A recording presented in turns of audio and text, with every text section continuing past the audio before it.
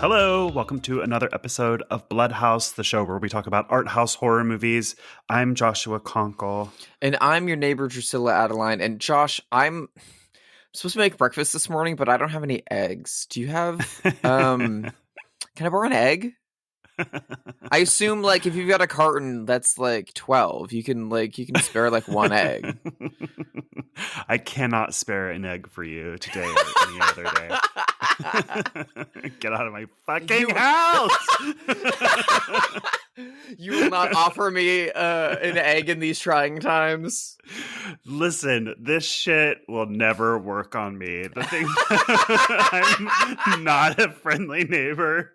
If you so much as stop by without a phone call, I mean, you're getting the door. That's it. But we're ahead of ourselves. How are you? I'm good. I've been a busy little bee. And I'm finally, like, enjoying a bit of time off, which is great. Literally, this entire weekend that I have in front of me, my to-do list is movies to watch. Like, movies to watch for us, for this podcast, movies I need to watch for work, screenings I have with friends, and that's it. That's all fun. I'm doing this week is watching movies, and I'm, like, stoked about it. Yeah. I'm very, very, very excited to rewatch some movies I've seen before and to finally watch some very exciting things I have not before. And that's, like, kind of all I'm doing, which is lovely. I've kind of been, like, super busy for the past few months, and it's all kind of coming to fruition. I'll have some more stuff dropping publicly in a few weeks, but my cover for the Criterion Collection's release of the Grifters dropped this week, which Congrats. I'm very stoked about. Looks Thank great. you. I love John Cusack. I love Mommy Angelica Houston. It's a bop. It's a banger. So I was very, very, very pleased to get to work on that. It was a ton of fun, and I'm glad that people can, like, rediscover that very mean and depraved movie. Yeah, I love that movie. How are you doing? I'm good. I'm back in LA. I've just been driving up and down the coast constantly, dealing with family stuff. I'm glad to be back for a while. I'll be here for the rest of October, which is nice. My holiday plans. When of course, listener, you know, when we say holiday, we mean Halloween, not Christmas. The holiday. My holiday plans are, like, finally amping up now that we're midway through the month. So I've got a bunch of screenings coming up. I got a bunch of pumpkin patches coming up, stuff like that. So I'm excited. But otherwise, unlike you, I got nothing but wide empty days ahead of me because I have no job. Just, like, trying to think of things to do with my days. So I'm in a very different place than you. Well, at least you're spending time off in the best way possible, which is seeing family, traveling, spending time with friends, like, going out and being active and doing things. Yeah. I would much rather be doing any and all of that than the, like, 9 hours a day I spent at this very desk, like, adding hair to people on Photoshop.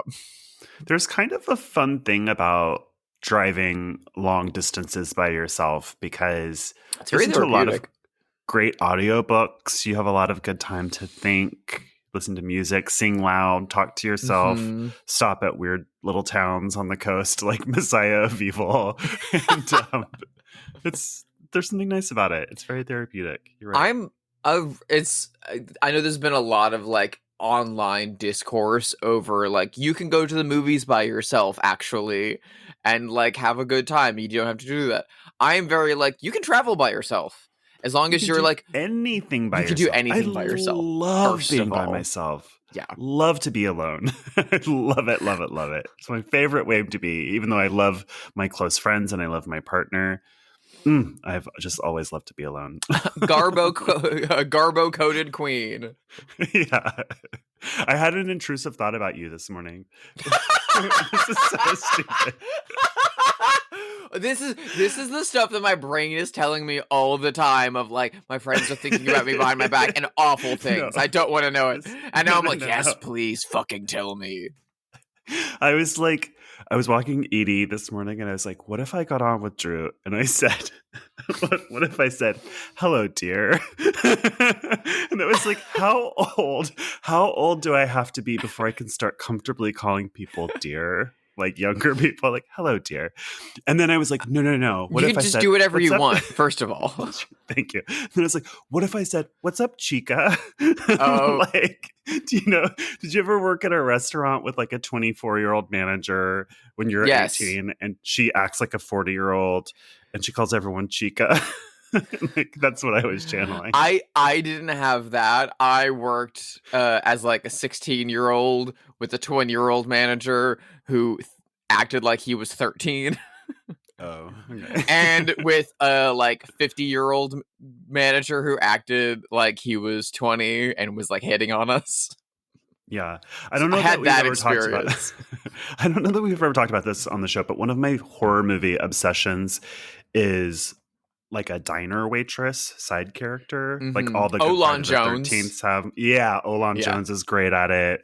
There's the redheaded lady from the early Friday the 13th movies. I just love that. And so I kind of just was wanting to channel that. And like, I'm turning 43 in a couple of months. I don't even know how the number after 4 anymore. Math is hard.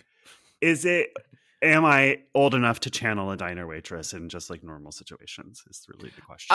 I think you can. I feel like you're going to have a bit of a hard time with the chica nonsense because it's only going to sound campy or like you're kind of channeling the fucking Twilight. Hey, Bella, where you been, loca? Like that bit. Yeah. It's leaning too far to that direction. But Okay. you can do Sweetie and Honey and whatever. Right. Hey, hun. Like a Baltimore waitress. Yeah. It also is just reminding me of the Curb Your Enthusiasm bit with Richard Lewis where he's cheating on his girlfriend and calls someone hun and has to like double back and start being like, no, I call everyone hun. Like I do that to everyone. I'm not I call Larry hun. And then he just starts doing it like through the rest of the season, not even trying to. I do feel a little bit weird, and this is like kind of old fashioned to me, I guess, but like if a Starbucks barista who's clearly, like 22 or something, sometimes someone like that will call me like sweetheart or dear. And I'm like, what are you doing? I'm 20 years older than you. Like, show some respect. But if it's from a 60-year-old diner waitress, I love it. That's like a warm hug. Well, because it's mother energy. Yeah. Yeah, exactly. It's you want to be mothered. You want to be mommied. I get it. Typical man. Typical man. Anyway, have you watched anything good? Yeah. So after working on The Grifters, I'm super excited to have it out. It is like such like pulsating lovely like neo-noir pulp in like the best way, and it's based on a book by Jim Thompson, who's like a super fucking famous pulp and noir writer of the 50s and 60s. He of course wrote the screenplay to like The Killing, the Stanley Kubrick movie, and he of course had passed away by 1990 when the movie was made, so they just hired another different pulp author from a slightly later era from like the 60s and 70s, Donald Westlake, to write the screenplay. And I'm a huge fan of Donald Westlake. He wrote books under the name Richard Stark that were like a lot more trashy, that kind of revolved around like a heist figure named Parker, and those were like adapted into a bunch of movies, Point Blank famously among them, Godard's Point Blank. Point Blank. Oh, okay. With Lee Marvin. Okay, I've never seen it. Sorry. Oh my god, you should see Point Blank. Point Blank is the artiest action movie you'll ever see. Ooh, it's directed by Exorcist II: The Heretics, John Borman, director of Zardoz. It's incredible. Angie Dickinson is amazing in it. Okay. It's really, really, really. The principal from Animal House gets the shit kicked out of him. It's super arty. It's like if Antonioni directed a Fast and the Furious movie. That sounds good to me. It's awesome. Anyway, I love those movies. I love that era of like heist movies. I love like the hot rock. I love like these kinds of 70s movies. And so after working on The Grifters, I had like an itch for more Richard Stark movies and more stuff like that. And I found one that recasts his like iconic character, and changes his name entirely, which is pointless. But recast him with Jim Brown and like recast him as a black lead, which is amazing. And it's in a movie called The Split from 1968. This movie is fucking hard to find. There was like one DVD forever ago. As far as I can tell, there's no VHS or anything like that. No Blu-ray. I like tracked it down on streaming. I had to like rent it. Like that's the only way you can watch it in HD is to like shell out like $7 or whatever. But the cast is fucking stacked. It's Jim Brown, Diane Carroll, Ernest Borgnine, Jack Klugman, Warren Oates, Gene Hackman, and Donald Sutherland. Wow, that is a good cast. And they pull off a heist of a football stadium. And it's very like a 3-act like lean mean crime movie of like act 1 is like Jim Brown gets to town, he's gonna assemble the crew, he's like a fucking no nonsense motherfucker, and he's gonna like get all these people and they all have their like picadillos and stuff. And then like act 2 is the crime. We're gonna fucking just do daytime robbery of a like an active football game. There's like actual like footage of like a fucking like Bears Chargers game. Whoa. And they like escape in an ambulance that has to drive along the field to get out during the game. It's very good. It's very fun. And then the third act, of course, with all of those movies is it goes wrong. Everyone dies. The split up of the money is the problem. But it all goes wrong by happenstance of like these are elements outside of their control. And it's like baby Gene Hackman before he was anyone shows up like 20 minutes before the end of the movie as an incredibly important character you've never met before. And the score is like absolutely iconic Quincy Jones, like 60s jazzy, like thriller thumping. It's fucking great. I was expecting just kind of like 3-star trash to put on and like look at celebrities I like. Cool to see Diane Carroll, cool to see Donald Sutherland, cool to have some Quincy Jones music while I work and stuff. And the more it was going, the more I was like, this fucking rules. Like, I feel like Quentin Tarantino just like hyping up an obscure 60s, 70s, like kind of like exploitative thriller, but like it was a big MGM movie. It's got a star-studded cast. It's a crime that this isn't talked about enough anymore. This is a really fun, fucking tight thriller, and it's mean and it's vicious, and I really, really, really liked it. If you can track down The Split, it's worth it. It's on YouTube. I just checked while you were talking. Oh, fuck yeah. So I didn't need to pay money for it? If nothing else, you can watch it on YouTube illegally. Wow. I should have done that. Whatever. I paid money. Warner Brothers got my money. Yeah, they deserve it. Hopefully, Warner Brothers getting my money is enough for them to go, like, we'll put it out on Blu-ray. Yeah. Or maybe let someone like Arrow do it or something like that. Yeah, Warner Brothers always does the right thing. Warner Brothers... Zaslav is up there in that ivory tower making the best decisions. Famous for releasing movies.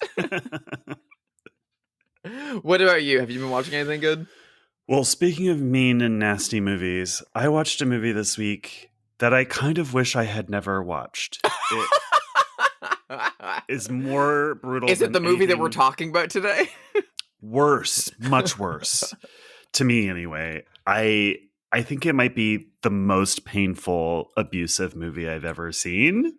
Ooh. And I'm somebody who kind of avoids these movies a lot of the time. So there's some biggies that I haven't seen. So maybe, listener, you can tell me if something is worse than this. But crazy enough, this is a made-for-TV movie from the BBC from 1984. It's called I know Threads. What you're talking about. Yep. Oh, fuck. Threads, which is on Shudder. And I just wanted to die afterwards. I was like, how can I get this out of my brain? And I wish I had never seen it, but it's a perfect one to talk about today on this episode. If you don't know, Threads is a 1984 BBC made-for-TV movie about what would happen, a very realistic look at what would happen if a nuclear bomb were dropped on a city. The city in this situation is Sheffield, England, which is like a working class city, and I think in northern England, based on their accents. And it's brutal. I mean, where do you even start? It's just like it's very realistic. So the bomb drops, and of course, a lot of people are immediately incinerated. Then other people are breathing in dust, toxic dust, for a few weeks and dying of radiation poisoning. The main character is a pregnant woman, so you're following her. Oh my God. People are eating rats, and then it just gets worse and worse and worse until it's like you have like a very controlling government, like a ramshackle put together in the last, put together quickly government that's oppressive. Then it flashes forward 10 years and like how brutal things are there. And it just is like the most depressing, most disgusting, meanest, most nihilistic, but realistic movie I've ever seen in my life. I cannot believe that this was just on TV. There was so weirdly a lot of that in that era. I mean, obviously the like everyone was afraid of nuclear power. Yeah, both of nuclear power and of like nuclear arms race. Like the idea of like Russia's or America's going to drop the bomb at any moment, and what that means for those directly affected and for the fucking world. Like America's already done this. We could do it significantly worse elsewhere. Russia could do it significantly worse elsewhere. And it was like 20 years of that. So people who like grew up under the Cuban Missile Crisis were then making this stuff in the 80s. Yeah. There's a big plot point about it in The Americans. Like their teenage daughter is really into activism around this. And there is an American equivalent of this, not a remake, but like our own version of this kind of thing called The Day After. After, yeah, which I haven't seen, and I don't know if it's this brutal or not. But it's longer. It was a TV miniseries. It was an event miniseries. Okay. I've not seen it, but an ex of mine who moved to Kansas, where it was filmed, then went on a streak of like watching everything that was filmed in her new town, and that's also I think. A pregnant woman is also a main character in that one too. It's crazy. Have you one that I avoid this stuff like the plague? It gives me both like plague stuff and nuclear holocaust stuff freak me out more than anything because it's like an all-consuming death that we have no control over, and it scares the ever-loving piss out of me. There is one movie that I have seen about this topic because I did not know what it was going in. A friend of mine was just like, this movie is great. You should watch it with me. And it's also a British film, at least British set. It's from a Japanese director. And it has music by Roger Waters and David Bowie. And it's entirely animated. Oh, is it The Plague Dogs? It's called When the Wind Blows. When the Wind Blows. Okay. I think Severin released it recently. It's literally about an elderly British couple who live in the countryside, and they get flyers dropped on them one day being like, hey, the bomb might fall. So like, here's your precautions. Like, make sure you like put like boards over the windows and like keep your tea in the cupboards and stuff like that. And the bomb drops in London. They're like way out in the country in a tiny little village. And the bomb drops in London, and they can like barely see the mushroom cloud in the distance. And it's just an elderly couple just being like, we'll be fine. We'll make it. It's a shame that this has happened, but we'll make it. And you literally just watch them slowly die over like months. Stuck. That sounds good to me. What's wrong with me that sounds good? There's a but really it's animated. It looks like a kid's movie. There's a really beautiful novel called The Beach that I read years ago. I think it's called The Beach. On the Beach. On the Beach. It's set in New Zealand or Australia, and there's an Anthony Perkins movie of it that I've seen. Oh, there is. The whole world has died in a toxic fog, and that toxic fog is now coming to New Zealand, where the last people are living, and it's coming no matter what, and there's nothing they can do about it, and it's just about people living out their last days before this toxic fog engulfs them and kills them. It's fucking depressing. So depressing. A great book. I think the movie has Anthony Perkins in it. I want to say Fred Astaire. Oh, strange. Yeah. It's been a long time. I watched it in college. It's been a long time. All of that kind of stuff depresses the hell out of me. Like, too. I can't. I fucking can't. Especially with, the current, like, ecological disasters in our own times, as billionaires build rockets. I know. I was just listening to an interview with Bob Woodward, who is the guy who broke Watergate in the 70s. Mm-hmm. And he's just got a new book about Donald Trump called War. And it's rigorously researched. But one thing in it is that, a lot of people have been critical of Biden's handling of Ukraine and not sending more aid. But apparently we were very close to Russia dropping a nuke on Ukraine recently to a degree that people have no idea how close we were. And so that's part of why I was just like negotiating them not dropping a nuke on Ukraine. Jesus fucking Christ. It's still a threat all the time, all around us, apparently. Oh my God. Well, this has been super cheerful, and it's about to get honestly, a lot happier. Starting with that, what we're about to go into is a lot more fun than I thought it was gonna be. It's true. Things get lighter from here, listener, because we are talking about a movie from 1997, directed by Michael Haneke, who I've always called Michael Haneke, till I was set straight by our Drusilla here. The movie is Funny Games.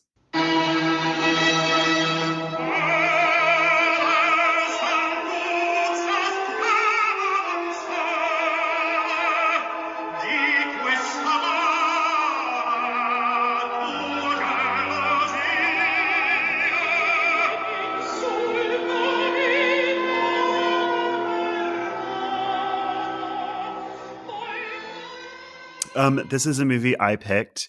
We know going into this that this is a movie I like that Drusilla does not. Although, it's an interesting one because we both have the same criticisms of this movie. I just happen to like it and you don't. But I agree with you. I think that's the situation. This is a very brutal movie. It's a home invasion movie. A couple is at their lake house and a posh pair of young boys named Peter and Paul invade their home and play a series of sadistic games, killing them. That's the synopsis. But let's get right into like the thing about this movie. The trick of this movie is that should we just straight out say that we're going to spoil yes, a lot of surprises about this movie? If you have not seen this film or the 2007 Naomi Watts equivalent, just don't finish this episode at all. Go watch the movie. Seriously, like, people's opinions about the movie one or another, I do think it's a movie you should watch. Yeah, totally. Go see it. Don't have it be spoiled. It was spoiled for me, and I'm still to this day mad at the person that spoiled Funny Games for me. So don't let that happen to you. Just go watch it. And you can watch either version because the American remake is a shot-for-shot remake of this film. Yeah. But with, American actors. So the thing that this movie does that is interesting to talk about is that it breaks the fourth wall a lot. And the first time it happens, they're playing a game with the main character, Anna, who's looking for her dog. And he's playing hot or cold with her, warmer, etc. And right before she finds the dead dog that these boys have killed, he turns to the camera and winks. And then we get that periodically through the movie of this character breaking the fourth wall. And so the question that the movie seems to be asking you, the audience, is, are you complicit in this violence by watching this movie? And to me, that question has a simple answer, which is no. And so I just don't think it's that interesting of a question for a movie to ask. And it feels conservative. It feels sanctimonious. It feels like Laura Bush kind of territory, like worrying that violent video games make people more violent. I think it's like moralizing in an annoying way. But aesthetically, I still think it's a cool choice. Like, I like it when a character looks into camera. I think that's cool. So I'm of two minds about it. How about you? I also find the like Tipper Gore sanctimonious tone of yeah, this that's movie what I was looking for. Tipper Gore, not Laura to Bush. be, I mean, but both of them suck. You're fine. To be kind of grating and a little like out of their depth. I don't know. I watched an interview with Haneke talking about the movie, and he was saying that when it came out and it premiered at the Cannes Film Festival, even though it didn't win any awards, it got people mad and it got people talking, and people were furiously defending it and furiously mad at it. And he was like, that's what I wanted. I wanted provocation, and I got it. And people hated this movie. That's what I wanted. I wanted to piss them off. And then he was like, and then time went by, and people have found it on home video, and a really nasty thing has happened in that it's become a cult film. And people like want to watch it, and I don't like that. He's like, it's kind of like a Clockwork Orange, and Kubrick pulled that movie for as long as he could before he died, and it wasn't available in England because it was becoming a cult movie, and people liked it, and that's not what it was about. And he was right to do that, and I'm like, nope, no. Sorry. Yeah. The movie seems to think that, because every time he interacts with the camera, he's like winking at it and things like this. It's very cheeky. And so the movie seems to believe that we're at home like hooting and hollering and stamping our feet and clapping along like this is the Rocky Horror Picture Show or something. And it's like, no, we're not doing that. We're horrified. Yes, we've consented to watch this, but it doesn't make you're the one who made this movie. You know what I mean? Not us. Like, I don't know. It just feels like people don't react to this movie the way that Haneke seems to believe that they are. Anyone is horrified watching this movie. In that same interview with him, he was talking about the like brutality of the movie and talking about how like, well, there's like they show far more graphic stuff on like TV crime shows like every day of the week. So that's not. No, they don't. What's bad? Where he's like, that's not what's bad about it. It's all this. It's the emotional impact of all of it. But then he was saying that I think the question was like whether or not like audiences dislike it or if they walk out of it and stuff like that. And his response was, he said that the violence and the unsettling emotional quality of this movie is for the people that want to watch the movie. That is for the people that make it all the way through. This is what they deserve. Like, this is so crazy. It's so fucked because it feels like he's it sounds like he's on the side of the killer. It's like when a mass shooter blames society. It's like, don't pin this on me, man. Like, you're the one who brought a gun to this concert and shot everybody up. Like, Michał Haneke, this is your work. You wrote this. You produced this. You directed this. Like, don't pin it on me. And it's like, I do watch difficult movies, and I do think that there's a value in watching movies that are provocative, transgressive, difficult. That doesn't mean I like them. You know what I mean? Yeah. It doesn't mean like I'm like, ooh, let's have fun and watch funny games. You know what I mean? Like, no one thinks that. It's like, it is a chore to watch this movie, even though I think it's good. It's painful. And I'm sure there's a handful of people out there in the Midwest who wear Cannibal Corpse t-shirts that do have fun watching funny games. However, probably, but that's not such most people. But that's like 0.5% of the population. Yeah. And to his point, sure, an episode of Stranger Things is technically gorier than this is, but it's not mean. It's not cruel the way that this is. This is a very cruel movie. That's his whole thing, is that like that kind of violence is on display in episodes of Criminal Minds and fucking whatever's on Austrian TV. But that it lacks the cruelty. It like presents the violence to an audience with a like saccharine sweet wrapper around it of like everything's gonna be okay. So what? You know, like, so what? That's the thing is like, a lot, you know, a very common thing you hear people say is, you know, it's an observation about Americans' media habits. And they'll say like, oh, Americans are fine with violence, but are hung up about sex, which I think is true.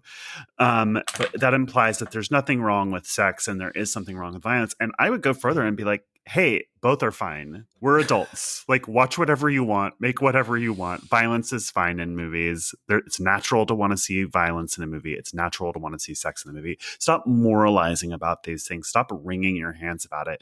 And that's the thing that bugs me about this movie and his take on it, is that it just feels incredibly moralizing and conservative. It feels like Tipper Gore shit, like you said. Yeah.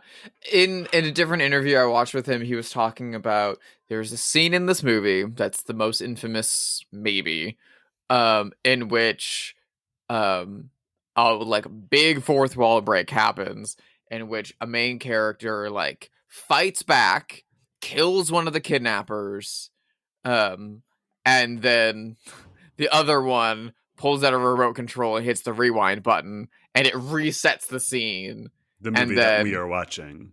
Yeah, and then he changes the outcome of it.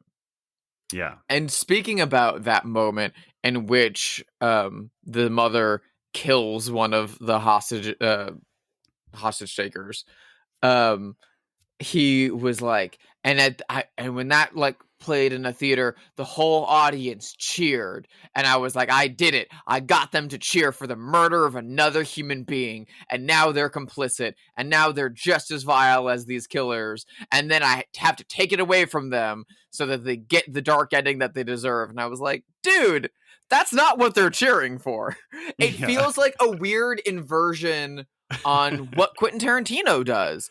Because what Quentin Tarantino does, I also find repugnant in like, I'd be on Hanukkah's side for like Once Upon a Time in Hollywood, where I feel like the like violence and the death in that is like overwrought to such a degree that it is presented to be like funny and enjoyable. Specifically against female bodies, like it's really ishy and weird. And I like watched that movie in a theater where people were like laughing and cheering for like that last 20 minutes of it, and that's like a terrifying thing.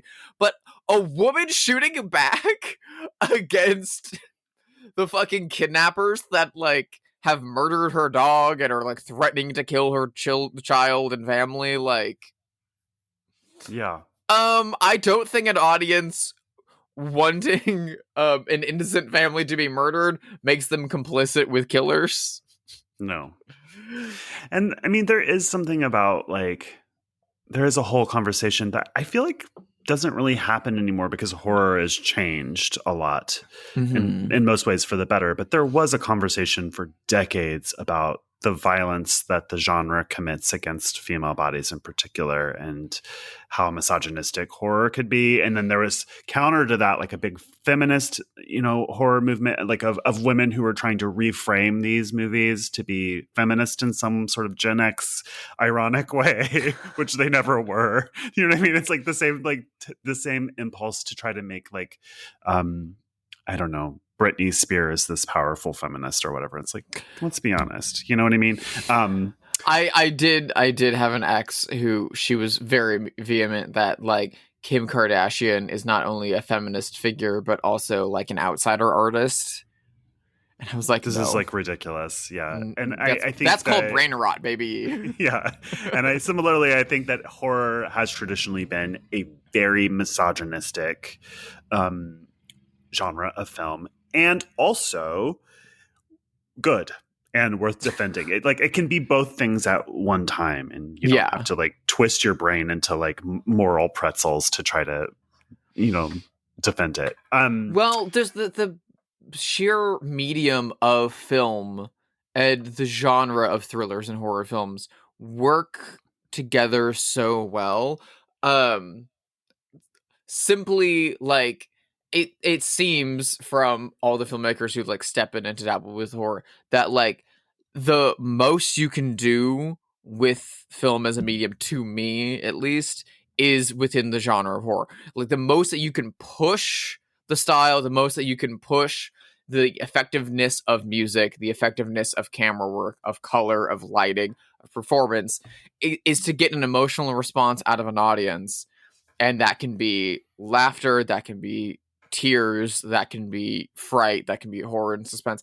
And the most sustained emotional response you can get out of like cinema as an art form seems to be, at least reflexively, in the horror and thriller genre. And that's part of the reason why Haneke created this movie to be a horror film, not only to like comment on screen violence, but also to be like a metatextual film about filmmaking.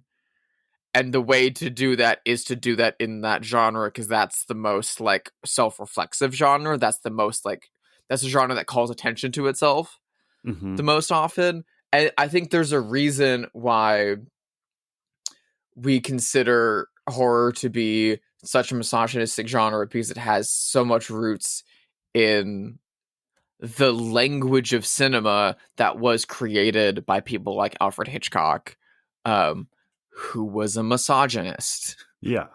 Like, who stalked and harassed women, who is also an incredible filmmaker, and who I think is one of the greatest filmmakers of all time. But he literally created a language of following women, and that, of course, was then adopted by Brian De Palma, who, again, I think is an incredible and amazing filmmaker and is one of my favorite filmmakers of all time, but has the famous quote of, like, if I'm gonna be, like, following someone around for 90 minutes with a camera, I'd rather it be a woman. Yeah. There's a really interesting Siskel and Ebert episode from the early 80s that you can watch on YouTube that's dedicated to slashers. Siskel and Ebert hated slashers in the 80s. They really worried about them for this reason. And the whole episode is about how misogynistic they are, how much of a reaction to feminism they are and to women's liberation they are, which I think is, it's all true. They're really annoying. They're really sanctimonious and preachy about it. They're also right. And also wrong, because movies are good and fun and worth watching. And I just think all of this can be true at one time, and you don't have to choose a side, because both things are true. And you don't have to, like, from a 2024 lens, you don't have to bend yourself over backwards to justify liking something. And also in the creation of new art, you don't have to bend yourself over backwards to make sure that your new piece of whatever that you're making checks every box that Twitter has presented to you that day for moral superiority. Right. It's like the Sleepaway Camp conversation over and over and over again. It's like that movie's transphobic, actually. It's like, really? You don't say. But it's also campy and fun, and you can reclaim it, and it's harmless. Yeah, it's the thing about that movie that makes that movie issue, we'll get into that later, is like, well, the lion's share of the people murdered are very shitty people. Yeah. One of which is a pedophile. True. And so there is this idea of vengeance. And there's also the question of that Haneke raises in this movie of whether or not violence in the name of vengeance is even justified. Yeah. But also, at the end of the day, the shock reveal of Sleepaway Camp is wow, not only was it a killer, the killer is trans thing, right? So there's also a fun added homophobic part, because it could be because her dad was gay. Also. Yeah. Well, also, and the aunt that raised her is visibly mentally ill. There's also that to it too. But all of that, trans panic and horror film, again, is rooted in Alfred Hitchcock. He's the first one to do that in 1930 with Murder. And it was literally just a way of signaling that a character is off or strange or not normal in some way. You put a man in a dress that looks slightly off. It should be normal. It's kind of not. Psycho does that. And then we get that in Silence of the Lambs, and on and on and on and on. Well, this has been a segue, but let's get back to funny games. I think this movie does an interesting thing where it kind of sets you up to think for a while that you're watching an Eat the Rich type movie, because this is a wealthy family at their lake house surrounded by other wealthy families at their lake houses. But you pretty quickly learn that these two boys are posh as well, which is interesting because it changes the class dynamic. And so I was curious if you thought that this movie had anything to say about class at all.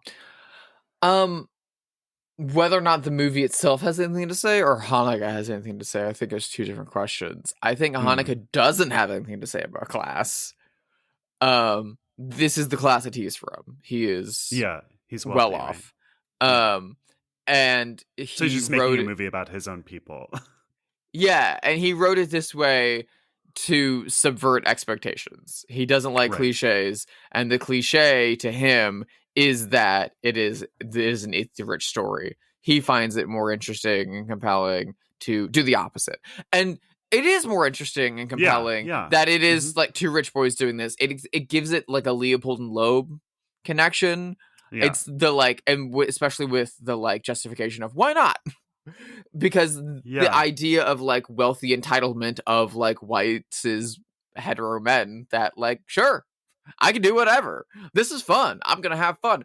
And the idea, and like, that's one of the things that makes it scarier and more, I don't know, more uncomfortable is you're watching a like smiling, happy, like well-to-do, well put together, white, like teenage, earlier 20s boy commit heinous crimes and tell you, no, we're having fun here.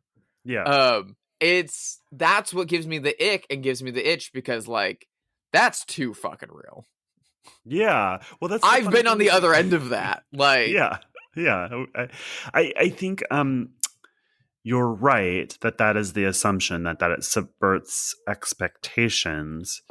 And I guess he assumes that if they were poor boys torturing a rich family, that we would be on their side. Which I don't think is really true based on the things that they do to these people.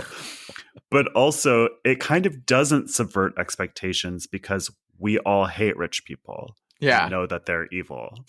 And class is much more a part of our conversation today than it was in 1997 or certainly 2007, which was just like, was not something that people talked about at all or recognized at all. Though it was like a few years from being really important. Yeah, I mean, we would have Occupy Wall Street like the next year in 2008. Yeah. But it was like, at least in America, was just not part of the discussion my entire life until, Occupy Wall Street and later. So I think he's wrong, I guess is where I'm getting to.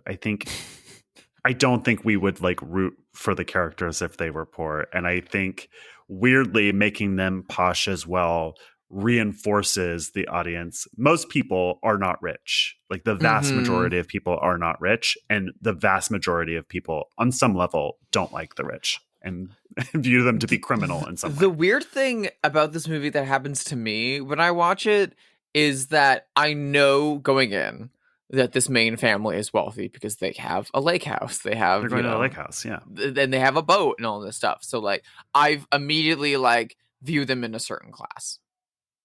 As soon as these boys show up and start doing these things to them, and they're dressed in like the white like tennis golf whites. Shirts and stuff like that, and they do the whole bit with a golf ball and stuff like that. We don't know anything else about them. We don't know what their homes look like. True. But in my head, I started to imagine them as wealthier. Yeah. They do. My subconscious creates. They do say that they are from a wealthy background, but they don't. Be lying. They're always lying about who they are. But like my subconscious like starts to like put them above them on a class scale because of their actions. Yeah. And behavior. And that could not be true. They could be poor, lower class, and then just like dress and present themselves this way. But that's clearly not the case or the intention. They could be from the exact same class and economic stratosphere as this family, and that could be equally valid and probably the intention. But that's not the way that my brain reads it while watching this, due to partially the formula of these kinds of movies, but my own like natural inbred like perception of class, Yeah. of punching down. The wiki for this is an Austrian movie, by the way, in case we haven't said.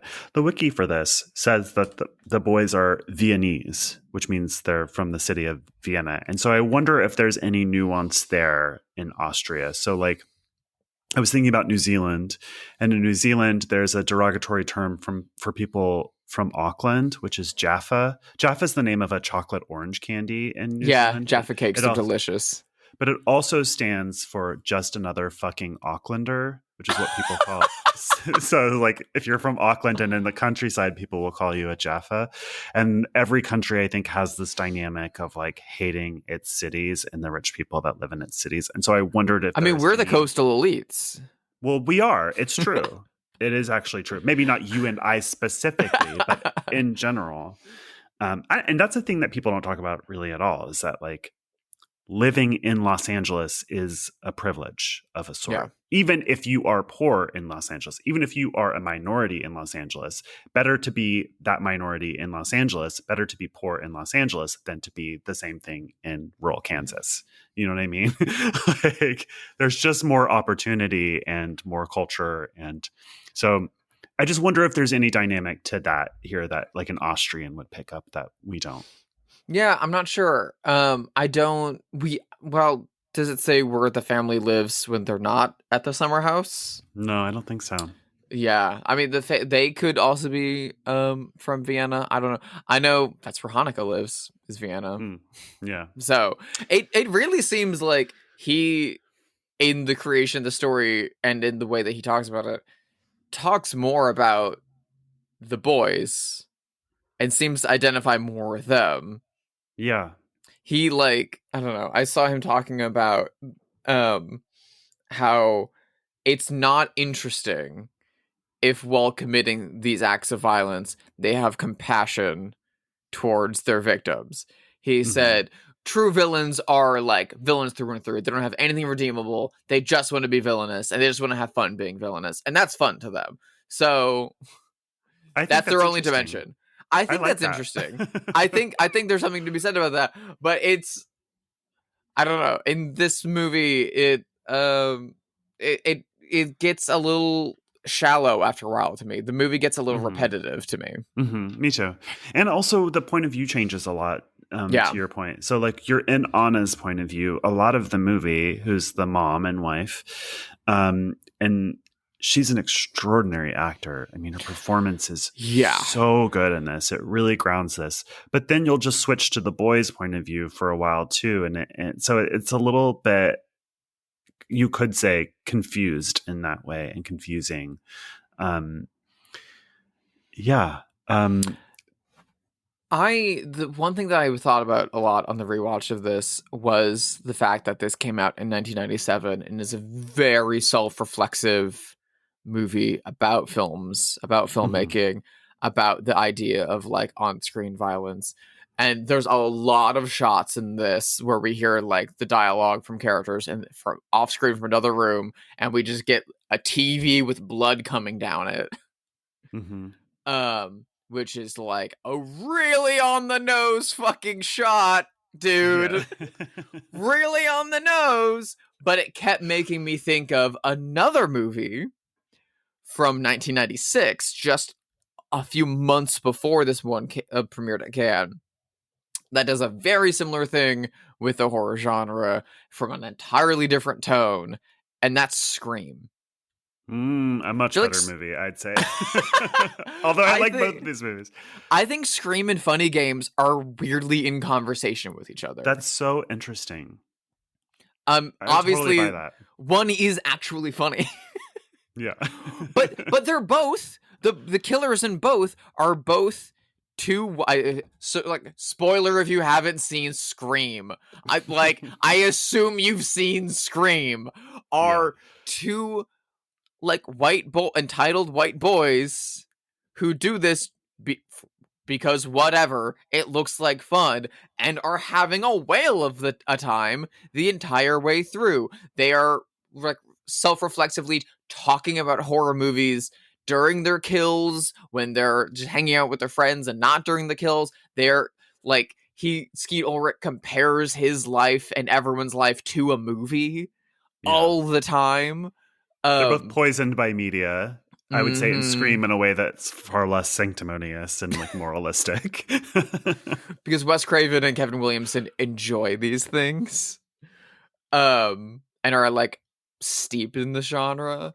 But yeah, like Matthew Lillard is as giddy as Stu Macher as the fucking main boy in this movie is. It's a very, very, very, very different tone. And of course, Scream gives you the big like audience hooping, satisfying like vengeance on the killers that Haneke refuses.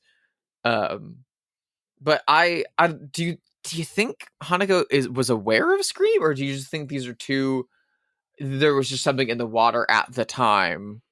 I think there was just something in the water at the time. I think that was the beginning of a period of about 10 to 15 years where everything was meta, everything was commenting on itself, kind of like a postmodern take on everything. I think Scream was probably too close to this movie in terms of when it came out for him to be really aware of it, but I could be wrong. Yeah. I mean, it was a giant movie. So yeah, I highly doubt that he has seen it ever. I don't think he would have any interest. But I'm sure when this came out, I'm sure he heard about Scream. He must have. I mean, you and was aghast. Not hear about Scream. I mean, my grandmother heard about Scream. You know what I mean? Yeah. Like, everyone knew about Scream. It was. I'm sure he heard about the like metatextual nature of it and the similarities to his movie, and his pearls were clutched. How dare they have fun? This is like, did you ever watch Glow on Netflix? I did not. I dearly loved it. And Mark Maron's character had been like a B filmmaker in the 70s and 80s. And he was talking about this movie that he wanted to make, and it would be his first movie in like 15 years. And it was called Mother Lover. And he would describe the plot to people. And finally someone's like, that just came out. It's called Back to the Future. But he's like describing this like sleazy art house movie that he wants to make. And it's like, that's the plot of Back to the Future. It came out last year because it's an 80s set show. It's just like such a funny runner. That's good. That's funny. Yeah. Oh my god. Yeah, I mean, listen, there's like so many examples of like dual thinking in creative spaces, especially in the film industry. Yeah. It happens all the goddamn time. It's There's just very exactly. There was something about also like notably like the script that Haneke wrote for this, he initially wrote in the 60s. He wrote in like 1968. And the original plot of it is like, speaking of similarities, eerily almost to the note similar to Roman Polanski's Cul-de-sac from like the same time. Yeah. I would love to see like an Antonioni 1968 version of this. You know what I mean? I think it'd probably be better. But he didn't have any like experience in the film industry at the time, so he just put it in a drawer. And then it's very interesting that after also like it should be noted that the trilogy of films that he made before this, like Benny's Video, 71 Fragments, and stuff like that, are all very much also about this class of people, and also very much Benny's Video especially about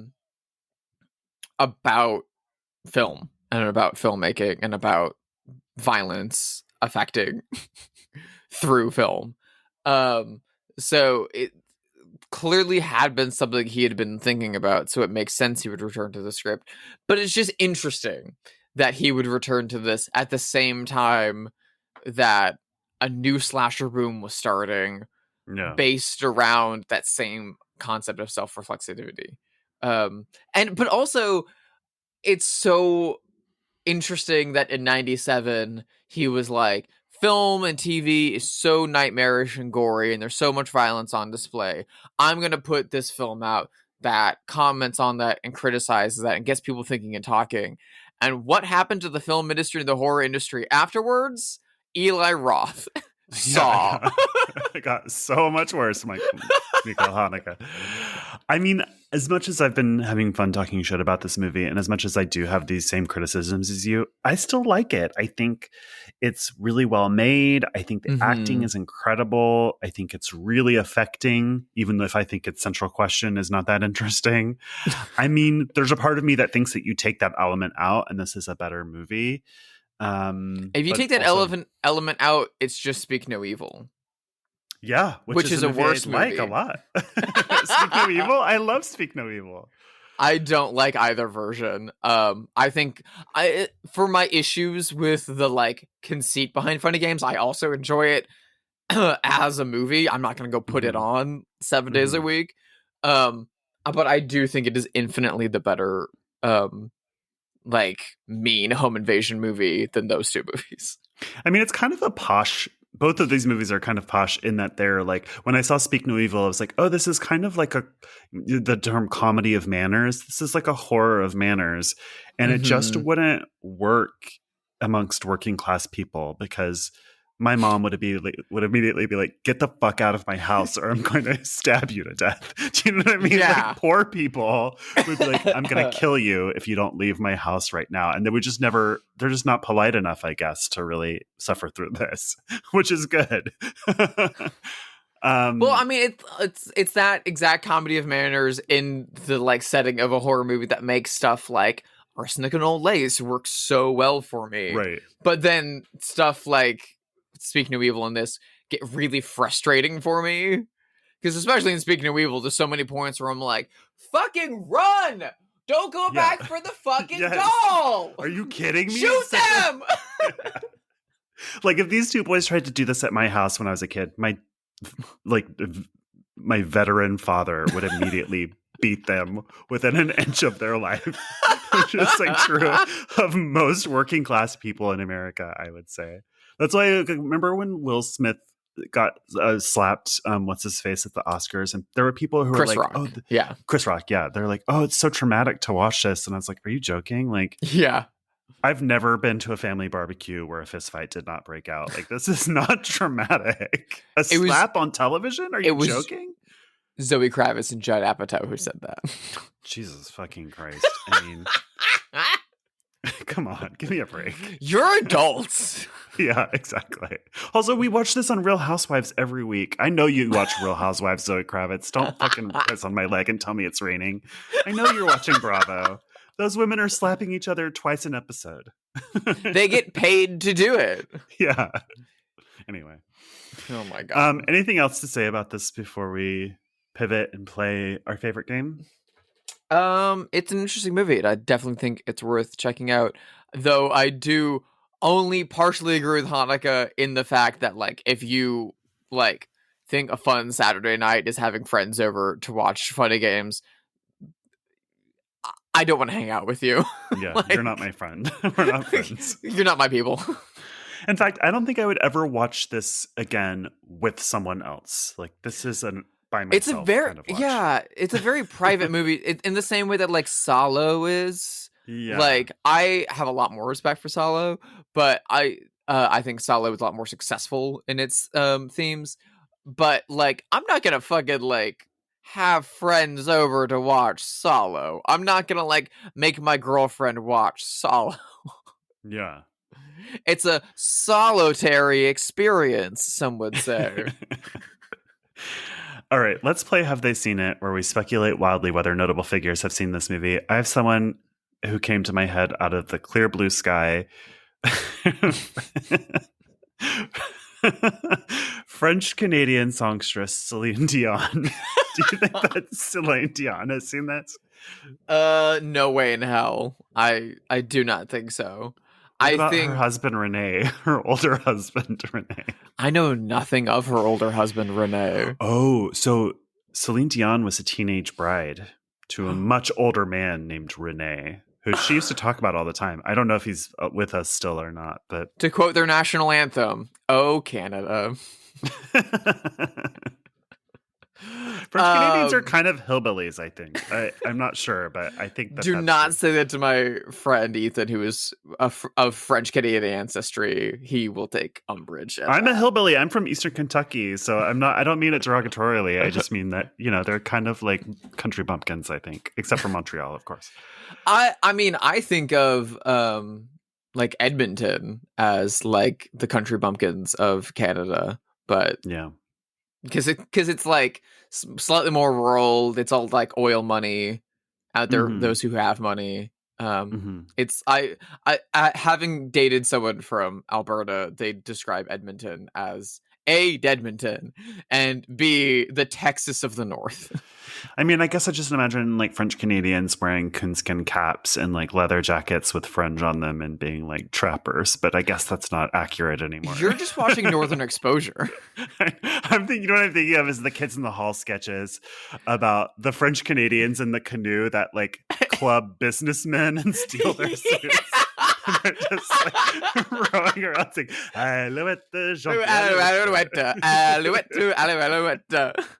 The best sketch ever. Such a good sketch.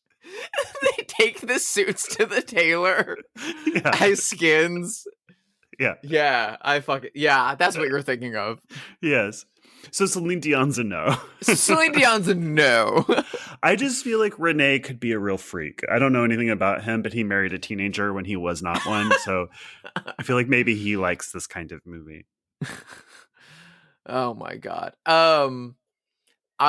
Someone that I brought up recently, and someone who's made a lot of movies following the effects of funny games, some would say, and maybe is part of the reason that an American version of 2007 had to be made. I'm sure this person has seen this movie, but I'm gonna ask this anyway. Do you think Eli Roth has seen Funny Games? And secondly, do you think he's who Hanukkah is talking about? He is people who hoop and holler through this movie. Yes, he is who Hanukkah is addressing with this movie. He's talking directly to Eli Roth, who does not understand that at all. I feel like Eli Roth has, as you said, has seen this. I think he probably thinks it's okay. I think he thinks it could be better because I think he's like, it should go further. Do you know what I mean? Like, I think he thinks it should be funnier, faster, more violent. I feel like he's like, the dead dog flops out in a wide shot. Give me a close up on that dead dog. Give me some blood spatter. Give me some dog brain bits. I think. I'll go one step further. I think that Eli Roth has dressed up as the main killer for Halloween. I think he's worn the white collared shirt and held up the golf ball. And that was like his Halloween costume at like Quentin Tarantino's house in like 2008. 100%. I'm thinking of somebody. I cannot for the life of me remember the name of this movie, but we've done an episode on it, and it's by Sam Levinson, who made Assassination Nation. Assassination Nation. That's what made me think of this. Because I was thinking of the kid at the end who's like, I did it for the lulz. I fucking love that movie. It's like Sam Levinson is not my people, but goddamn, that movie is great. Do you think Sam Levinson has seen this? That was the question. Oh yeah. Sam Levinson has like a really big appetite for horror. Not like a Sean Baker, like I would have watched every exploitation movie ever made because he has a love for it. I think Sam Levinson mostly watches more like prestige horror movies. I think he's absolutely seen this. I think you can't make Assassination Nation without having a pretty firm understanding of the home invasion genre. I think he's definitely seen Straw Dogs. I think he's definitely seen You're Next. I mean, elevating the home invasion movie to the scale of an entire town is bold, and that movie rules. I wish he still made things like that and not The Idol. How excited are you for Anora? You're a Sean Baker head, right? I love Sean Baker. I think too. he Love Sean is. Baker. I think his films are incredible. I think he, as a human, is like a kind, delightful, like magic person. He and I buy vintage posters from the same. Oh, you're the same poster dealer. Yeah.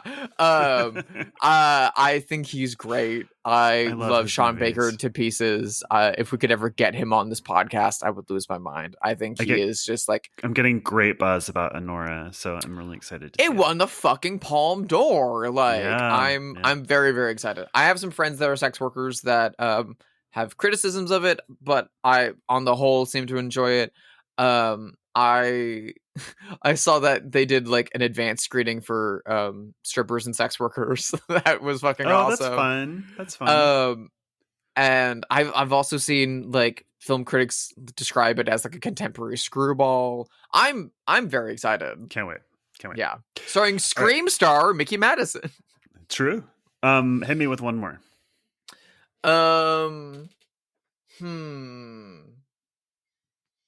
Okay, so talking about like real world horror and the like self-reflexivity of horror movies, another movie that we talked about, a movie that you and I both love to pieces, and we covered quite a while ago, is the 1968 film Targets with Boris Karloff, which like directly butted real world seemingly senseless like gun violence by like straight white happy looking dudes with the like trappings of the horror film industry.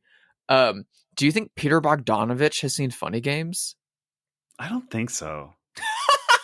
I don't like that for him. I don't want him. Yeah, that made me feel bad for some reason. I don't know. What do you think? Keep in mind, also married a teenager. Yeah, when he was 50. That's true.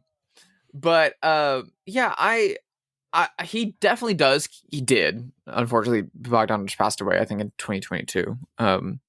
Unfortunately, he did keep up with contemporary cinema quite a bit. He was, especially international cinema.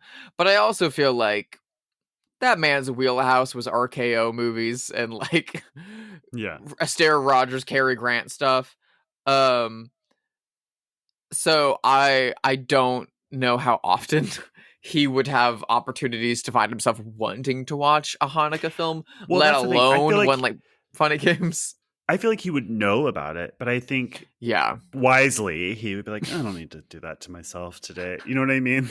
he also was a little more like cantankerous with age. So I feel like by 97, when he was doing like guest spots on The Sopranos and stuff like that, he probably like he was also famously friends with Quentin Tarantino. I feel like Tarantino was probably at many times like, oh my god, Peter, so like Targets and funny games. So, like it's involving exactly what you were doing. I feel like Bogdanovich would be like, you couldn't pay me. I feel like he was like, I already said it. I don't care. I already made that movie. I have no interest. And also, you know, Targets was made kind of by circumstance and opportunity, right? Mm-hmm. It's not like what Bogdanovich's heart was calling out to as an artist. It was like he got an opportunity and he took it and made a cool movie. But given all of the, you know, opportunity and resources in the world, I don't think Bogdanovich is drawn to making something like Targets. It was just he's drawn to making At Long Last Love, in which he makes his girlfriend and Burt Reynolds dance around to fucking Cole Porter tunes. He just wants to make 30s movies. Yeah. Well, I think that's it for this episode. Thank you for listening. Please rate it wherever you listen to podcasts. We are no longer going to be on X/Twitter. Fuck that shit. It's time. It's time. Drusilla, where can people follow you? You can find me and my work over at sisterhidedesign.com. The Grifters is up there, along with new posters for House of Spoils and a bunch of other stuff. I was just nominated for a Clio for my poster for Late Night with the Devil. I forgot to mention that, which is exciting. Very, very, very proud of that one. It's like the most me poster I've ever done for an agency, so it's very cool to get recognition for that. You can follow me on Letterboxd if you look for Sister Hyde or Drusilla Adeline, and you can see my thoughts on Jimmy Stewart in Winchester 73 and Anatomy of a Murder, in which he says panties a bunch of times. Judge, there are panties. They're important to the case. You're a very good impressionist, Drusilla. I know I've told you that before, but literally after watching that movie, Ivory was like, "What'd you watch today?" And I told her that, and I was like, "But I won't do my Jimmy Stewart impression at you. I promise you, I will not." And she was like, "You can. It's fine." I was like, "No, you're gonna break up with me if I do that." So I did it for this. I'll do it on the podcast because you can't break up with me, listeners. You can't do that. You can just stop listening. And you can also follow me on Instagram, if you look for Sister Hyde. What about you, Josh? How can people invade your personal space from afar? Blue Sky, Letterboxd, Instagram, at Joshua Conkel. Next week is very special. It's our Halloween episode. And we had so much fun doing this last year that we decided to do it again. We're doing a double feature on a theme. And what are the 2 movies, Drusilla? We are doing our beloved highbrow, lowbrow double.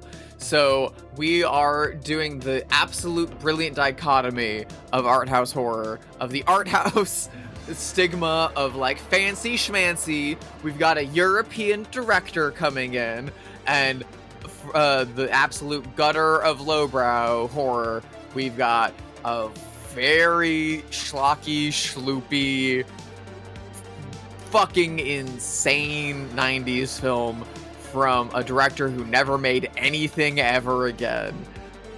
We have from the prestigious Luca Guadagnino, Bones and All, and from SNL alum Dan Aykroyd, Nothing But Trouble. Please come back on Halloween to join us for a cannibalism-themed highbrow, lowbrow film. Bones, wait. Nothing But Trouble, and all. I cannot wait. I feel it in my bones. Bye, everyone. Thank you.